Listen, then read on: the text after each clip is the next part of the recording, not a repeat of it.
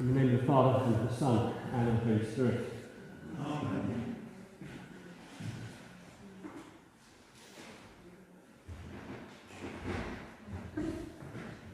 Our decision makers, a house of bishops, house of clergy, house of laity, are meeting to talk today again about gender issues in the Church of England. A commentator better informed than I am wrote in a recent Church Times that they perceive the language around these issues in general have moved back to where they were in a good way when the Church of England used to argue for the decriminalisation of homosexuality. Back in the 1920s, the Church of England was pacifist and pro-choice and pro-inclusion, and we've moved since then to be much more traditional, if I put it like that, much more evangelical or scriptural, people might say, in our approach to these matters and issues. There are broadly three categories within the Church. One would say they follow Scripture as their main tradition, they be evangelicals. One say they follow tradition as their main guide, and others, so that would be the traditionalists, the Catholic wing.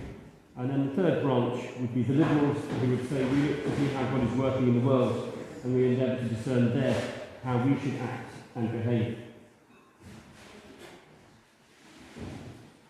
One of the challenges with any basis of interpretation is that we sit within our little school of thought, how our parents felt, what we learned when we were at college, what we've read, what we've seen on television. And we tend to self-exclude those things that disagree with our worldview, whether it's our football team or our view on sexuality within the church. So when we read scriptures, for example, we might be of the view that God is male, and that the man that was made is male as we understand it, and that this man was given authority to do some gardening. And a man joins a woman, and because they're different and distinctive, there's creativity, and they, in a joyous way, procreate children because that's the will of God. And they do that within a covenant arrangement, which is marriage, which reflects God as male, the church as female, and it can be no other way. And if it is, then things will go wrong. And we are not asserting our distinctiveness, our tradition, or at least our biblical basis, perhaps I should say, in the world, and therefore God will no longer bless us. We will no longer be a blessing in the world because we've broken our covenant relationship. And that is a significant fear for those who say they were Bible-based in their expression and understanding of the issues that are being addressed today. What would we do? What would I do if I was an evangelical and my church that I'd grown up in decided to throw all that I understood to be right and true out, if they turned aside from the Bible and no longer believed it anymore, no longer applied it as I think it should be applied? Do I leave the church? In fact, fellow ministers have said that they've been so concerned about the way the debate's been going in a different direction that they were wondering whether they should leave the church too. And that is the challenge. Those traditionalists who know that to be a real bishop you have to be a male. For the Mass to make any difference in the world, it has to be performed by a male. Again, God is male and made man and woman. To have children, male and female, that diversity is creative. Again, in a joyless way, that's the only reason why people come together for physical intimacy. And that is what marriage is for. And if the church doesn't uphold that, then again the church loses its distinctiveness and its message. And I might need to look for somewhere else to worship.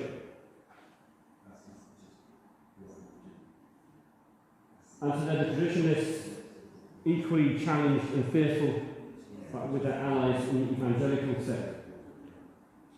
And then we have, certainly in the evangelical wing, there are a lot of young people who've been brought into quite an emotive style of worship, very black and white, reassuringly so perhaps in the chaos of modern life, black and white ideas of how people should behave, very strong movement actually within the church.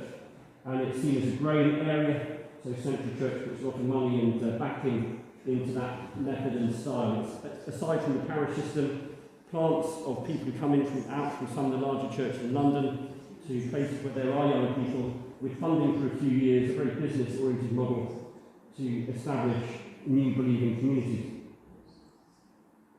And then there are the liberals, who would say, look at what God is doing in the world. And that's the prevailing view of the press, as you might imagine, and people, names and celebrities getting involved, MPs getting involved, telling the church what the church should do.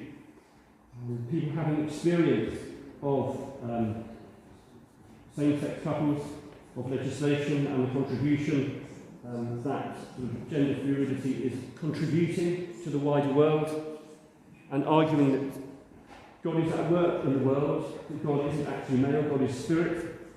Yes, Jesus is male, but is predominantly human.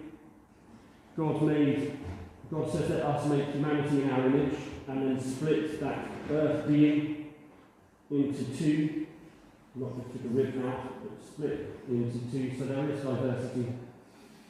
That diversity can be apparent whether you're two men in a relationship or two women. Some heterosexual couples can't have children. Some heterosexual couples engage in activities that people might think that only homosexual couples get up to. So it's not just a matter of biology or reproduction. And there are many people in all those traditions, and in the liberal tradition, who are actively committed, creative, fruitful Christian couples, married. We know them ourselves even in this place. And those people are fearful. Where will they go? What will they do if the church comes down in one direction or another? And we as the Church of England come under Archbishop of Canterbury, and he is the leader of all the Anglicans in the world.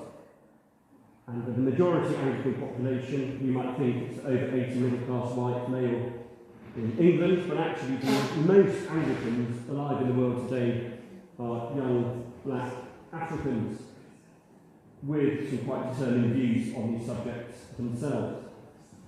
And their head, because they affiliate themselves to Archbishop Justin, is our Archbishop. So if he goes with what you might call the UK view, the Church, Episcopal Church of Scotland, the Church in Wales, if the Church of England goes with those other communities with which we're more geographically closely associated with, then the wider church will probably itself have to think, well, where do they go? Are they able to, in all conscience, associate themselves with Anglicanism? Will they have to establish another denomination, another church? And they're the only ones there are strong feelings in other nations, perhaps notably Australia. So that's some background for us to understand the hurt and the pain. Interesting that first reading relates to God creating humanity in God's image. And the Gospel says, it's not what you eat, it's not what you take in that defiles, it is what comes out.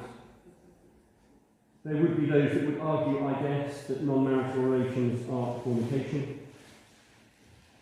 But we're now in a situation which we have been in traditionally, I think, in this country, that societies and couples make their own rules of how faithful they're going to be. People generally know whether a person is up for short-term relationships if they find the person they want. We tend to know whether they cheated on somebody, whether that's married, whether that's just going out, whether they're in a civil partnership or a civil marriage. We kind of know whether people are living right or living wrong. It's about faithfulness, and it's about our attitude. And so as we hope, we would pray, I hope, too,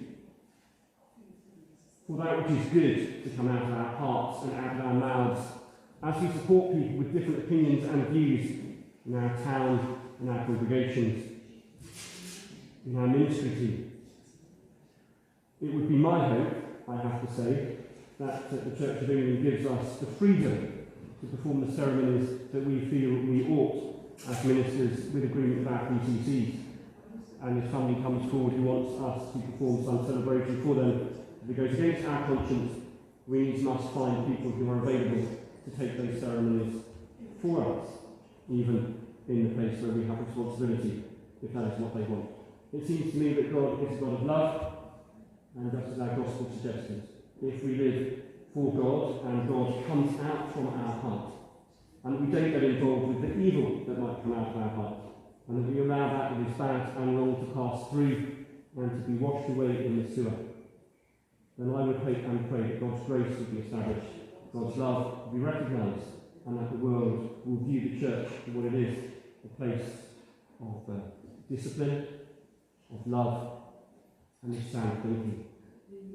Amen.